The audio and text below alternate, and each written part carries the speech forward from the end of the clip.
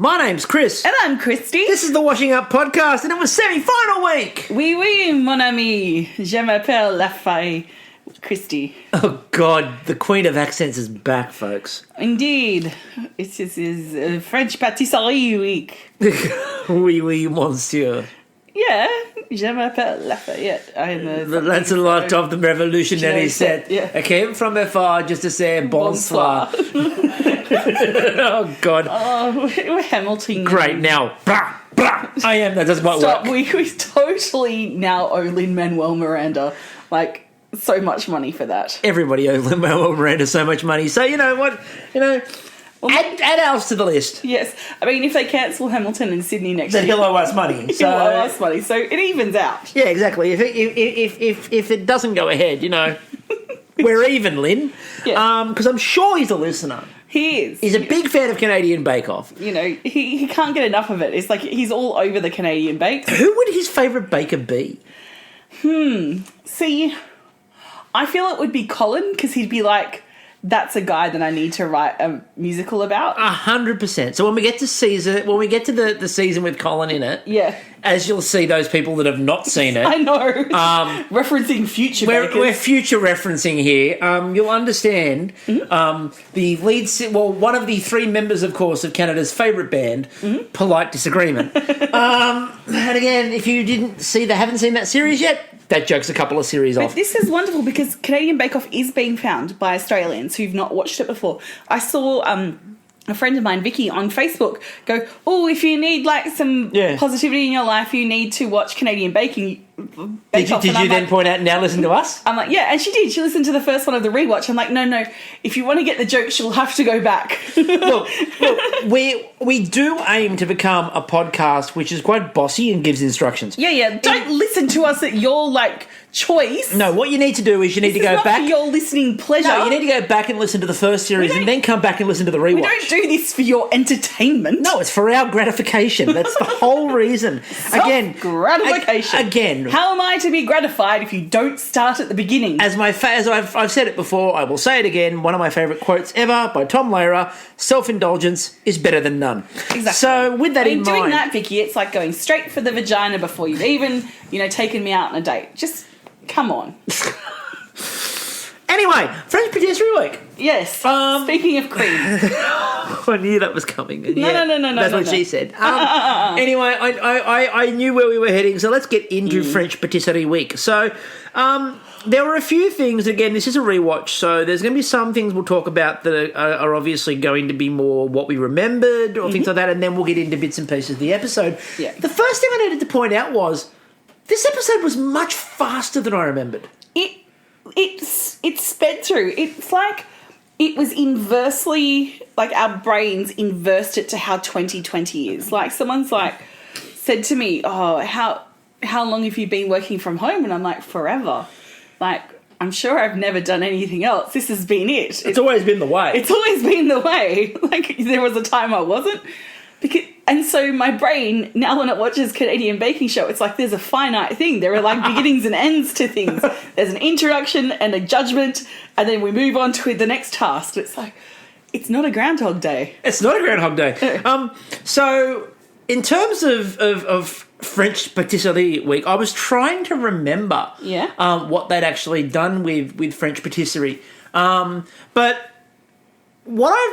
what they showed the opera cake in the previews. Yeah. So there was a lot of stuff about opera cake in the previews, and I forgot they did the millefeuille and the croquembouche. And then as it's coming back, I'm like, oh, that's right. Yeah. That's right. But then I forgot how fast millefeuille was.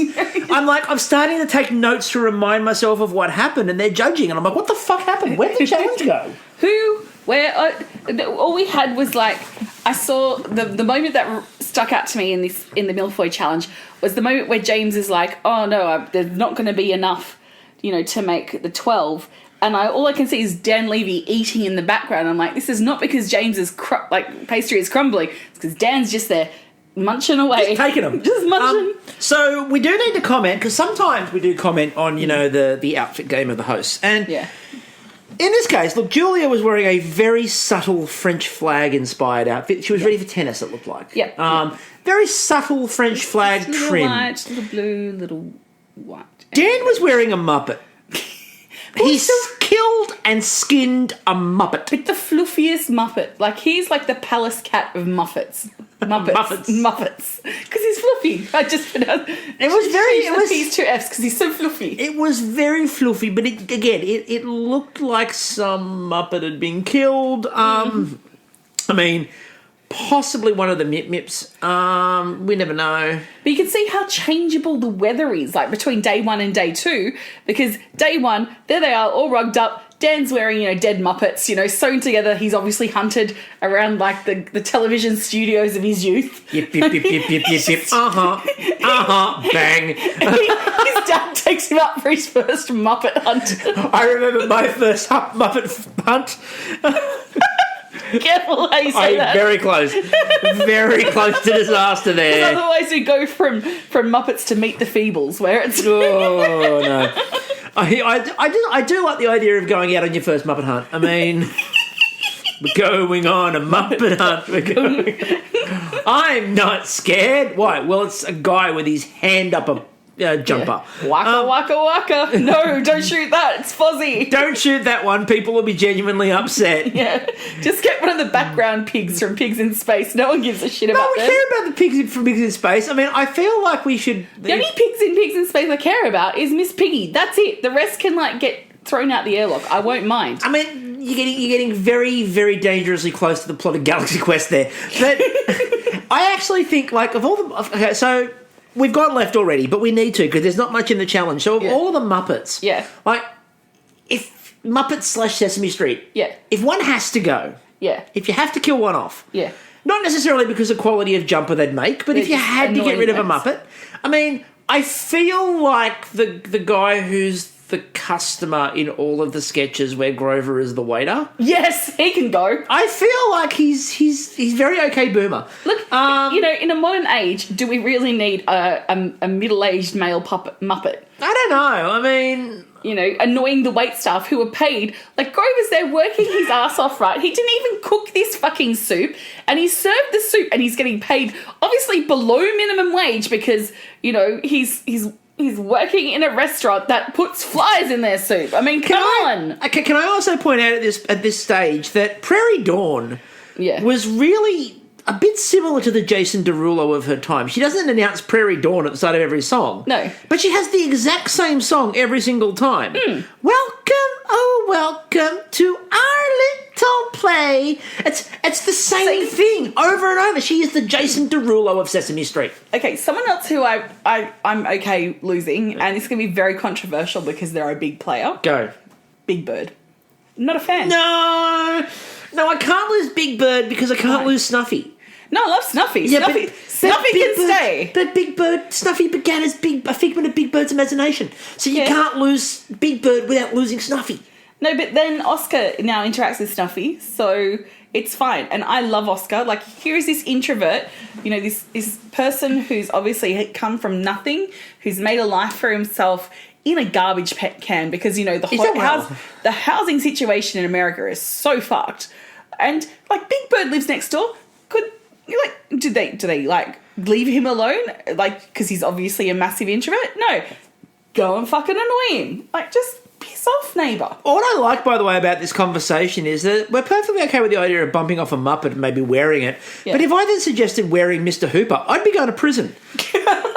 So someone suddenly skins Maria. Someone suddenly skins Maria and puts her on like a cowl. God rest Mr. Hooper's soul, because he's actually dead. I know, but Bob and Maria are still alive. Yeah, wearing Maria like a cowl. I mean, that would be wrong, and you'd go to prison, and rightfully so. And look, there's so much more to do. Okay, this is going to be left field, but we're in a conversation about which Muppet would you skin. Anne-Marie would agree with me. Hannibal is a foodie's delight to watch, okay? The shots of Hannibal cooking that are done like Chef's Table, like a fucking high quality. But here's the thing. Chef's Table has Joaquin. Yeah. But that's the whole thing. That's why it's designed like this, to fuck with your head, because you go, that's delicious. That's a human kidney. It's amazingly twisted. And that's where we ended up from Dan Levy's jumper, ladies and gentlemen. So anyway, Milfoy is the first challenge that they have in French Patisserie Week. Not Muppet, not Mr. Hooper, not Maria, and not Hannibal. Which Muppet would you wear? Give us a call. So actually, no, tell us on Twitter. I'm really interested in this idea now. Which Muppet would you bump off if you could? Possibly the director of Oklahoma. You know who I will go, like, all out to keep, though? Like Smiley, the worm. Like, 100%. Like, come on. Guy Smiley can go. No, I like Guy Smiley. Why? I love Guy Smiley. He's a tool. But that's the point. You need a tool on television. Guy Smiley is every television tool. Yeah. Like, I'd keep Guy Smiley. I mean, he's not very good, but that makes you all feel better about your life. Oh, and the Tweedlebugs. Like, they were cool. And I mean... Who else did I get rid of? Okay. Controversial statement. Okay. Bert? No, you know what? Actually need to... You know what? Originally everyone sides when you're young with Ernie. After a while, when you rewatch that... You're siding I'm with Bert. 100% on Bert's side. Yeah. I would turf Ernie out. Okay, I just don't want to be annoyed. I'm going to redo a very shady sketch. Oh, God. From Review. Oh, no. And it's like, hey, Bert. What, Ernie? Can't sleep, Bert. Ernie, what are you doing? Ernie, get out of my bed. Ernie, pull my pants back up. My arms are too floppy. That's not the only thing that's floppy, Bert. And it's so wrong. And it's so rapey now that I'm retelling it. But it's basically at the end of it is Elmo jumps in too and goes, oh, that tickles. So that's another tangent. So Milfoy. So Ruafsa. So Ruafsa was in Bandanas. Milfoy. And I'm pulling it back, ladies and gentlemen. I've never steered this hard out of the skid. I'm going to put out a poll. Should we reissue this podcast with that edited out of it? It's too late. So I looked it up because I was really intrigued about what the hell it actually was. Now, it's a concentrated form of squash, not as in the vegetable we're talking about, as in like lemon squash or soda.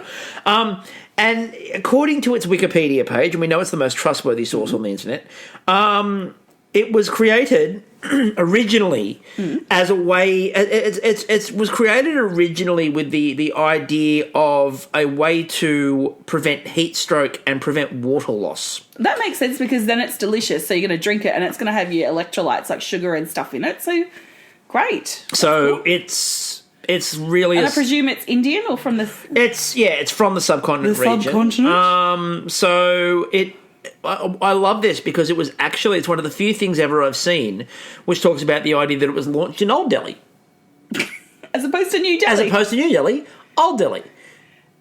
That's not a joke. There's an Old Delhi. There's an Old Delhi? Yes. Is it near New Delhi or did New Delhi become Old Delhi? It's part of it's part of the greater city of Delhi in India. Okay. So is there just a Delhi? Like neither old nor new? No, there's no there's always a judgment. Boomer Delhi. It's like that's just so old. Millennial Delhi.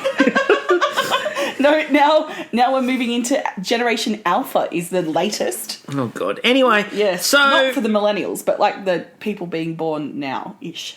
So they were making the puff pastry, obviously, for the Milfoy.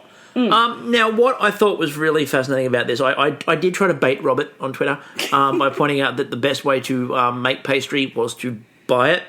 I have pointed this out many times before, usually so Robert can get angry at me and yell on Twitter. No, he said he's there. He's busy at work tonight. No, but he still responded. Oh, okay. Oh, he still did respond. Of course. He just talked about the fact that he loves puff pastry and you get to talk about the smug points that you get for being able to make it. Yeah. But no, look, I buy it. I mean, like the one time I tried to make something from Bake Off where I tried to make the pastry didn't work so well. I bought the pastry because I just couldn't be bothered. Yeah, it was the other stuff that didn't work. Right. So they had to do 3 layers and 2 different flavours of Milfoy. So obviously said Vandana does the Ruafsa, which they loved, with raspberries, and the lemon pistachio interesting. Again, lemon pistachio, fairly straightforward flavours. Wasn't it strawberries pistachio? That was raspberries. Ruaffa and raspberries and lemon pistachio. Oh, cream. okay, sorry, that's... Okay, Yes. Yeah. Yes. Sorry, my bad. I'm just getting, like... You got Muppets on the brain. I got Muppets on the brain. I'm just still back at who am I going to kill? So, James kill Muppets. Oh, that got weird. Okay. So, James. Now, James went with strawberry basil.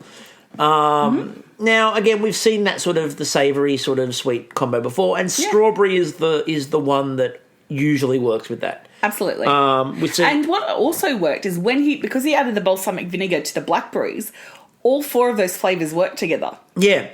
And it was really, again, he's quite good with his flavours, and that's the thing. All of James's flavours always just seem to work. If we could just mesh him and Sabrina together to make the ultimate baker tonight. Because Sabrina was good at getting things finished. Yeah. And getting all of them in. And James's flavours were wonderful. She was good at getting things finished. As opposed to James, just the open top.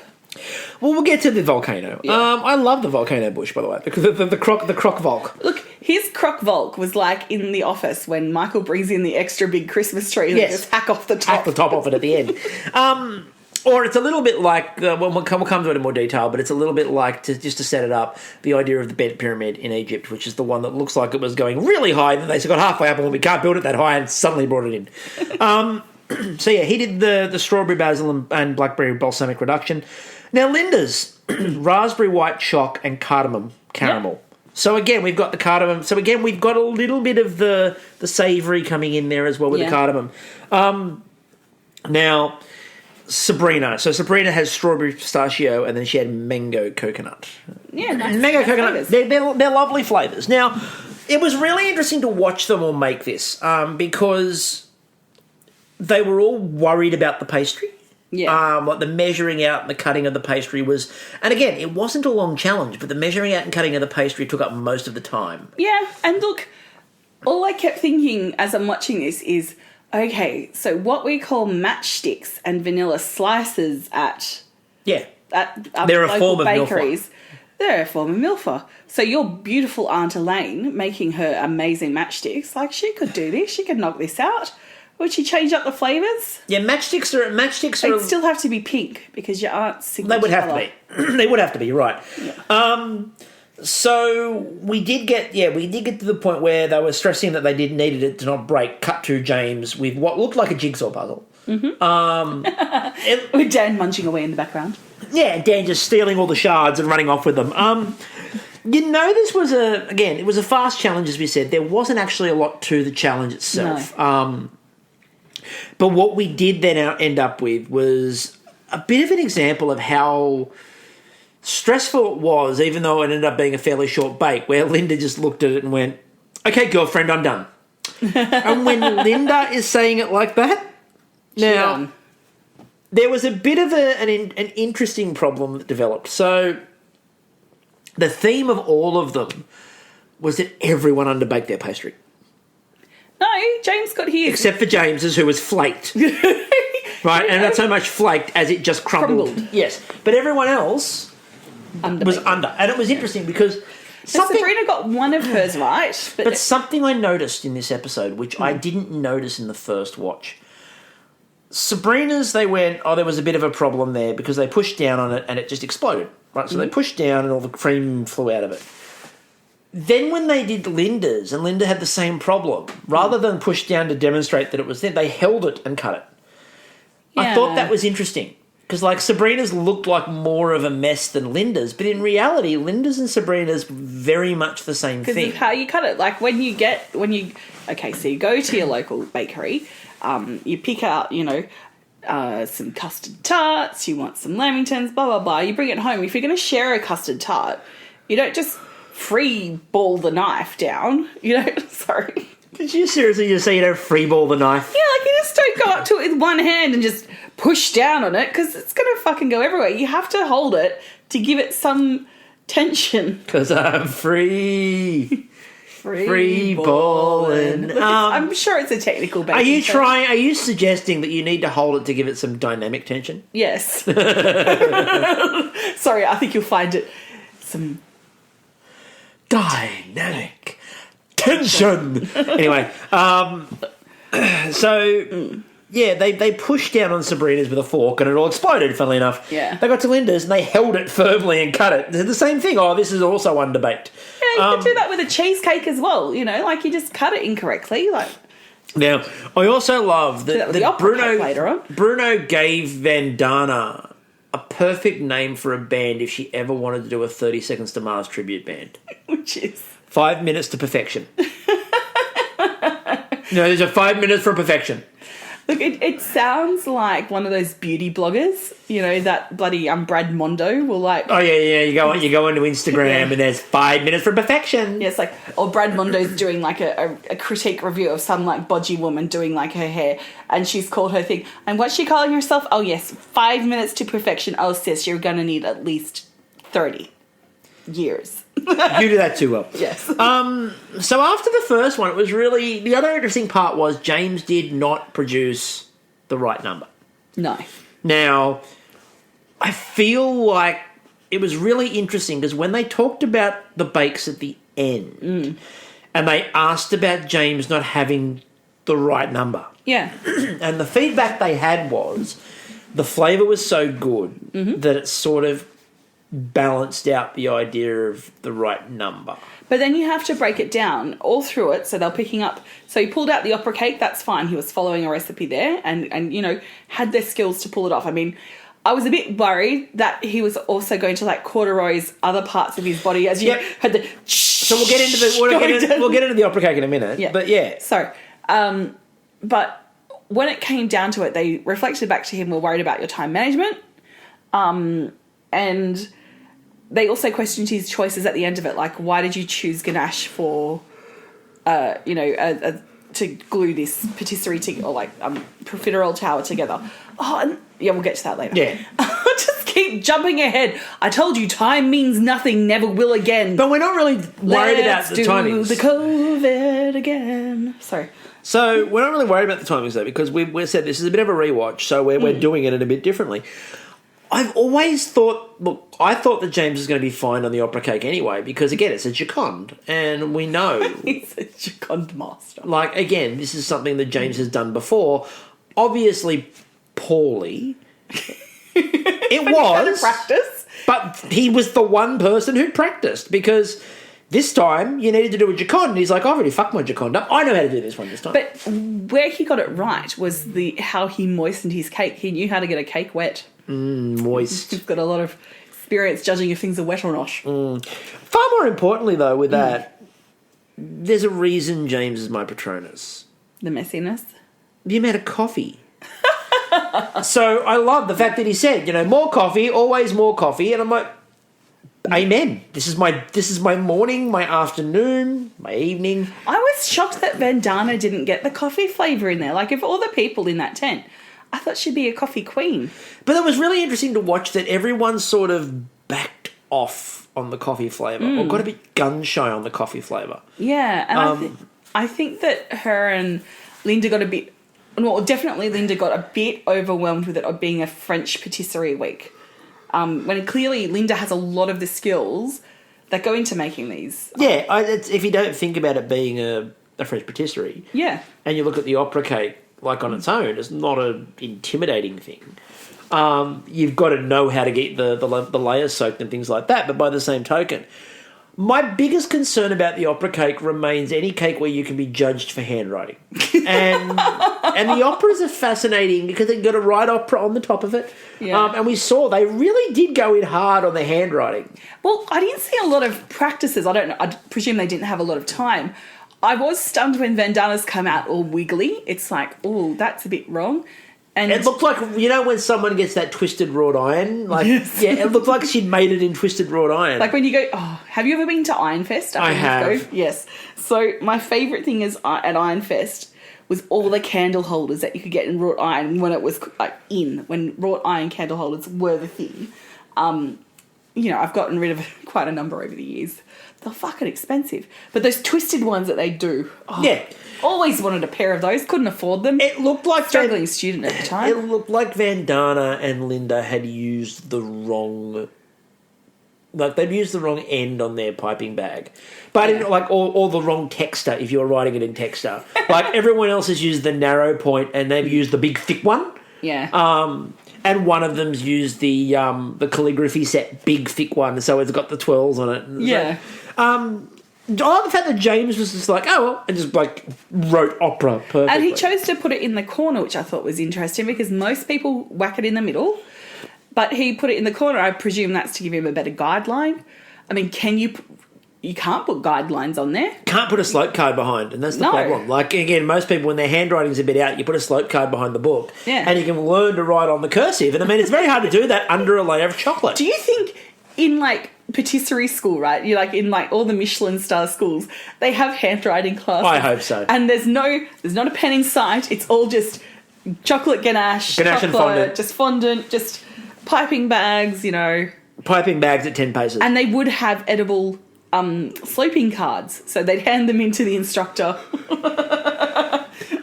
So the idea of the way they had to cut the cake, obviously, they do the mirror glaze bit. They've got to cut the cake. And it was really interesting to watch the approaches. So some of them were just lightly warming the knife with, like, warm water. Some of them were sort of just wiping it down and getting it ready. Linda was heating the knife with, like, a small blowtorch. Yeah. And then there's James. Now, James obviously took leave from trial by ordeal in the Middle Ages. Yep. Involving, of course, sticking a red-hot poker into a fire for a couple of hours, pulling it out, holding it, and then if the wound healed by itself, then God had obviously said you were not guilty, but if the wound got infected, you were guilty. And obviously James took that approach to the side of his opera cake. Yes. Because the smoke and steam that rose of it is like, shh, you shouldn't be able to hear shh as you'd cut with a knife. And yet, here we are. Unless you're cauterising something on purpose, you know, like a wound. Is James potentially... Does he potentially have a background in causing wounds to people? Maybe some street crime, taking fingers? Maybe he's a Jedi who, you know, as we know, lightsabers, corduroys. That's why there's no blood in Star Wars. Are you suggesting James is the chosen one? Yes, like they had to... He is the next midi-chlorian champion of the He was galaxy. supposed to bring balance to the pavilion. Instead, he brought... Chaos. And mess. Lots of mess. Just Bruno in the background going, no, I refuse to teach this one. Yeah. I sense much mess in him. Yes, no, he's not ready for the training. No, but his skill and flavour is amazing. He's not ready for the training. Rochelle's like, I'm going to teach him anyway. You were the chosen one. Just laying in a puddle of chocolate. Yes. So we then got into the judging for the technical. So Vandana's was fourth, Linda's was third, Sabrina's was second, James's was first. In reality, the bottom three were kind of all really close together. Yeah, there wasn't a lot between people. There wasn't a lot wrong with them except for the lack of coffee. Yeah. And this was an interesting point because when we heard the judges' discussion, they were... Because you were like, oh, James is so close to going through. And I'm like in my head, I didn't clock it and from the previous watch. And I'm like, really? Really, was he? Because that profiterole tower was pretty shit house. And then hearing the judges talk, I'm like, yeah, you're right. There was a very good chance that he was going through. Yeah, and so this is where, like, before we sort of talk about the Croquembouche itself, or what happened in the challenge, I tweeted it out before, and again, it's not a shot at Sabrina at all. I feel like if James had got the tower finished, or James had done that tower but got 12 milfoil on the plate... Yeah. That James would have gone through to the final and Sabrina wouldn't have. Which is really interesting, as we'll discover, but it was an interesting night. It's like Linda and Vandana, even though Vandana came last in the technical, they've both done enough to be safe in the middle. But then Sabrina was really good with the milfoil too. Sabrina came second in the technical. Her milfoil were okay, but they were the first one in particular was really under. Yeah. And the Croquembouche, the problem with the Croquembouche, which I thought, again, I think what would have done her in, and we'll talk about it now. So when they were trying to work out about thickening the cream, so the outside of Sabrina's looked absolutely amazing. The effort that she'd gone into, the decoration on the outside. But she hadn't cooked out the flour. Yeah, but the cream itself was flour. And so they said all you could taste was flour. Yeah, but that's a very small thing overall because the sugar work was good, her construction was good, even though it was a little bit of a bend. She got, you know, her profiteroles were slightly under, but overall, I think they made the right choice. I think they made the right choice, but what I'm saying to you is that my opinion is that, and it's not just because I love him, but it's because, again, I think if one of the two things had happened, so if he'd done the first bit or if he'd done the last bit properly, I think he goes through. So, but with that all being said about, you know, where I thought James was at, I mean, we had 3 other bakers doing amazing work. Like, if we look at Linda, for instance, like, her chocolate work is always superb. Like, you know, she's tempered that chocolate beautifully and used the moulds well, and her construction and the look of her tower was just superb, as well as Vandana's. Like, you know, I love a good, what's it called? Like Croquembouche sugar nest. You like a good sugar. Well, I would happily, if I was a bird, I would feather my nest with sponge You sugar. didn't have to say you're a fan of a Croquembouche sugar nest. Just a sugar nest. Just a sugar nest. Just a giant sugar. Well, I feel like we're doubling back on Big Bird. Why do you hate Big Bird? Look, we can make a sugar nest for Big Bird. Would that make it better? I don't know why. I just didn't Is it like the fact that Big Bird doesn't know what the alphabet is? Is that what it is? Is it the fact that he calls it Akidekajekmanokaskyritzes? Probably. That's probably it. Look, I can't remember that. Like, I remember a lot of stuff about my childhood, but I presume the trauma that made you hate Big Bird. It's not even a trauma. It's just there should be more time for, like, Smiley the worm. There should be. I'm not arguing about that. I love the worm. I thought the worm was one of the best characters in Sesame Street. The character development on that worm, first rate. I know. Not as good as the character development with Linda, for example, on this Croquembouche. So that Croquembouche that Linda put forward. Yes. Look, there's a reason she got Star Baker. And what I thought, this is what clocked for me at this point, was when, you know, because we call them profiteroles, and they call them cream puffs. And that got really irritating for me. Because I'm like, you're in a country where French is the second language and you're calling them cream puffs. And there's no difference, by the way. There's no difference. They're the same thing. Yeah. But then I remembered, I kept flashing back to what we buy at our local bakery, and I remembered that I call... So there's certain types of, bakeries in Australia. You have your artisanal ones where you can get proper baguettes, you know, with the pointy ends and the nice rusticated. At your local, typical Aussie bakery, right, you get a French stick. Yeah. And you can't call it a baguette because it's rounded on the edge. It's not from the baguette region of France. No, it's not. But I clocked myself doing it the other week when I went to the bakery because I wanted a French stick. Or a breadstick, or whatever you call them. You wanted a French stick, huh? Yeah, because I'm like it's... I just revert back to the 80s, you know, with this whole, you know, oh, what's that? I'll have a vanilla slice, thanks. Yeah, that'd be nice, thank you. What's that? Neenish tart? Oh, pink and brown? Good colours. It is good colours, you're right. Oh, thank no! you. Yes! Oh, my goodness! No, what's become of me? It's supposed to be brown and white, Kristie. No, it's not. No. Your true colours shining through, Kristie. No. Your true colours. That's why I love you. Anyway, don't be afraid to let them show. I can't. Your true colours. You know what? They're beautiful, like a pink and brown Danish tart. I just feel like we need to acknowledge that niche tarts can come in any colour they fucking like. You know, you don't have to... I feel like the Neenish tart's coming. That's an achievement in itself. So no, if a Neenish tart wants to show up blue and green, purple and yellow, whatever colour, it can fucking do it. Because you know what? I'm going to retract my statement that brown and white is the only way a Neenish tart can be. You can be any fucking colour Neenish tart you want. You can be all pink. You can be blue and yellow. You can be any fucking colour you want. You can be all the colours. You can just be black, which is technically all the colour. No colour. And then just white, which is all... Like, you can just do whatever. What you want them to do is literally let their true colours show. That's what you're after. I just don't think we need to define stuff, and I think we need to move forward from, the duality of colour. What I love is the moment where I realise that I am now going off. Giving a long, proud, passioned plea to end the duality of colour of a Neenish tart. That might be the greatest moment in the history of this podcast. Defending the right to end duality of Neenish tart colours. If you want to be a throuple in a Neenish tart, if you want 3 colours on there, go for it. In fact, I'm hoping this year's Bachelor ends up in a throuple, because how awesome would it be? Like, Lockie, Irina and Bella. They would be... They're just the perfect throuple, ready to go. I've heard all these names, but I don't know what you mean. So, Vandana.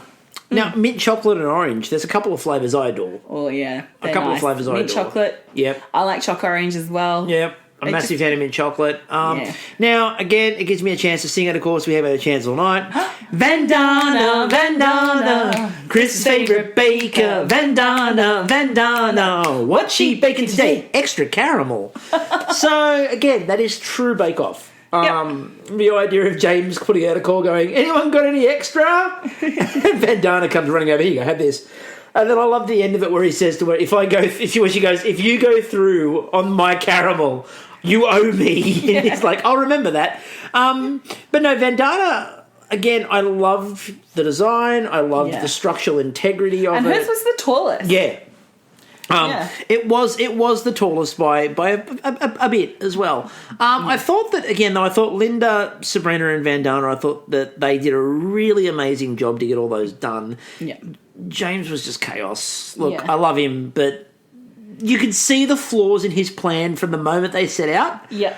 And I remember watching it the first time, and when we were watching it back tonight, I was watching it going, oh yeah, that's right, it never looks like it's going to close up. No. It never looked, and that's where I made the reference before, the bent pyramid in Egypt, which it was actually designed to be that way. It was designed to come in rapidly. It wasn't the new theory is that they thought about going up, and then when they designed it, they went, well, we won't be able to do it, but we'll start, and then we'll just bring it in narrowly. We want it to look different. Okay. But the original belief on the bent pyramid was they started building up, realised they kept going like that, they couldn't actually do it, and suddenly brought the bent pyramid in. Well, and it's a little bit the same with James's, Crockenbush volcano. Well, what I'm imagining with that pyramid, though, is that, how they might have had a design competition, and someone came in with the normal pyramid shape, and they're like, let's do that. Design contest. Yeah. Pharaoh's there. Puts out flyers all over Egypt. His steward, is going around, encouraging local architects, both new and old, to put forward. Even the avant-garde one who came up with this whole trapezoid concept. It's not a pyramid scheme. Our model is the trapezoid. So, and then Pharaoh's like, I could go, that is classic, that pyramid shape, it's got 4 triangular sides all coming to a point, but sheet of brick. Look at this one. You think, it's going up to be a pyramid, but wait, no, small pyramid. It's like 2 pyramids in one. Like the Pharaoh was just completely blown away. His mind.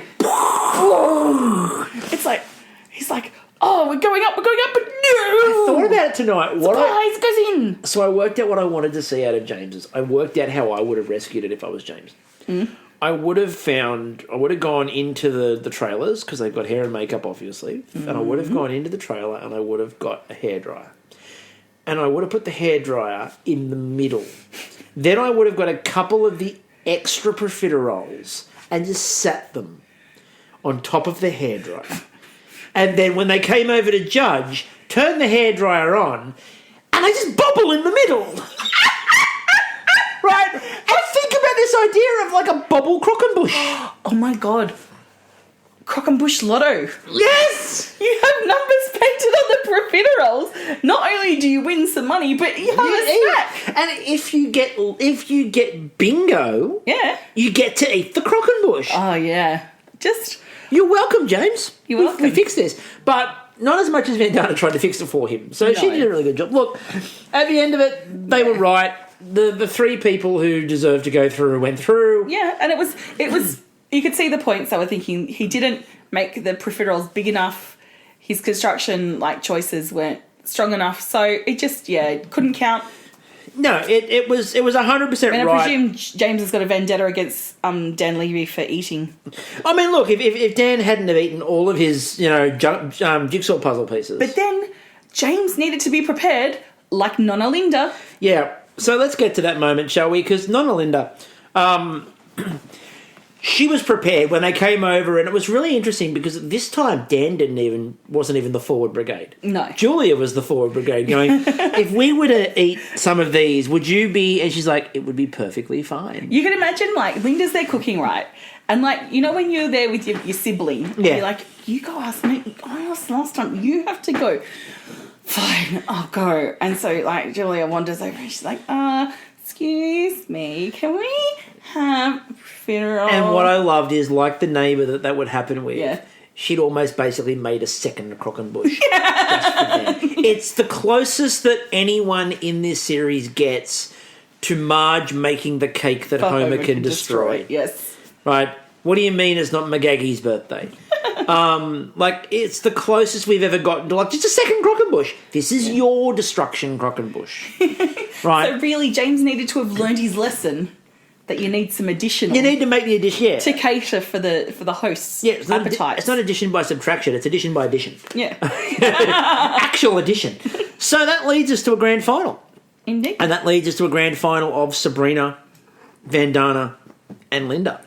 And three very capable, talented, highly skilled bakers. Could go to any three of them and you'd be happy with the outcome. Yep, so we're not going to discuss the outcome in case people are listening to this for the first time. We're not going to discuss the outcome. Those who have already seen it obviously know what happens, but we're not going to discuss who wins because, again, while this is a rewatch, we've got to give you something to look forward to. Bit of forward sizzle. People might have forgotten. They might have the memory of Kristie. They might have the memory of Kristie. And if you do, can you please return it because I forget things all the time. Yeah, might have the memory of Kristie, who once famously attended a Great Australian Bake Off grand final and forgot who won.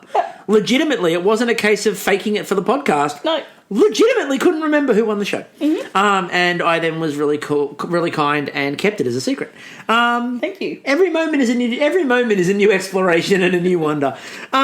So obviously next week as well, if you've got any questions relating to this series of Canadian, please send them out to us on Twitter. We're happy to talk more about that. Obviously the grand final will take up some time, but we'll have a little bit of extra time to sort of talk about any of your questions.